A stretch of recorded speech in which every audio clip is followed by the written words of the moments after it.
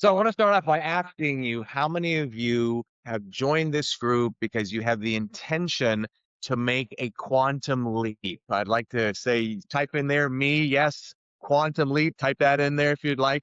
So before we go any further, let's put ourselves on the same page and define, in my definition, what a quantum leap is. Basically, a quantum leap is the ability to move, type in the word move, is the ability to move when you're not ready.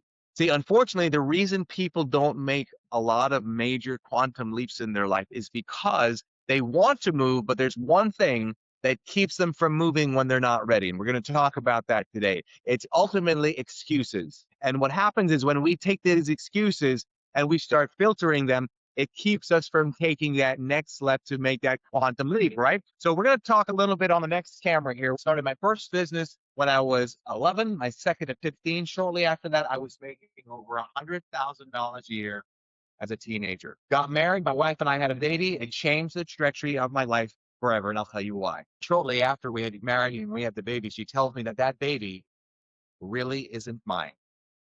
True story.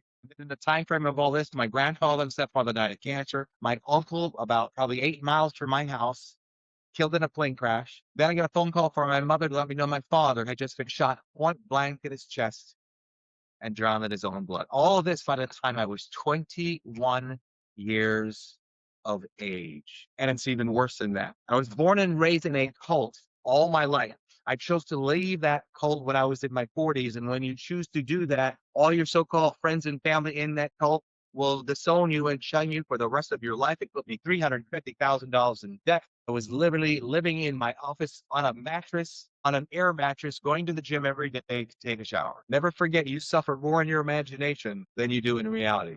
That's very, very important to think about. You suffer more in your imagination than you do in reality. So why then don't people make quantum leaps? Great. If you could have the feeling of having the natural ability to take action all the time and not have to push yourself.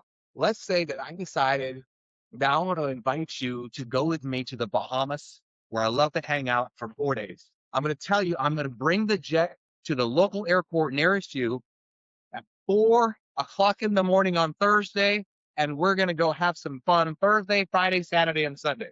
My question to you is, do you think you could do 5 days worth of work, Monday through Friday, in 3 days so as to be ready at 4 o'clock? That's right, 4 o'clock in the morning for me to pick you up on Thursday morning. Yes or yes? No question about it. If you're excited about wanting to be with me, and if you're excited about going in a private jet and we're going to go hang around and just go fishing and have some fun, you will get 5 days worth of work done in 3 days because you have the natural desire and ability to take action because you looking in the future of something that's exciting that creates an exciting present in you that gives you faith that causes you to have the natural ability to take action.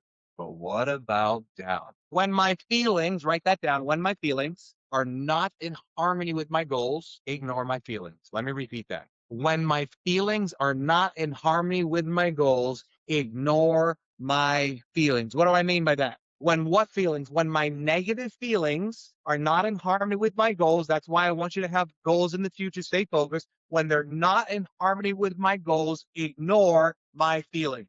You see, whether you realize it or not, we are programmed from the day that we were born to this very moment to be a slave to our feelings.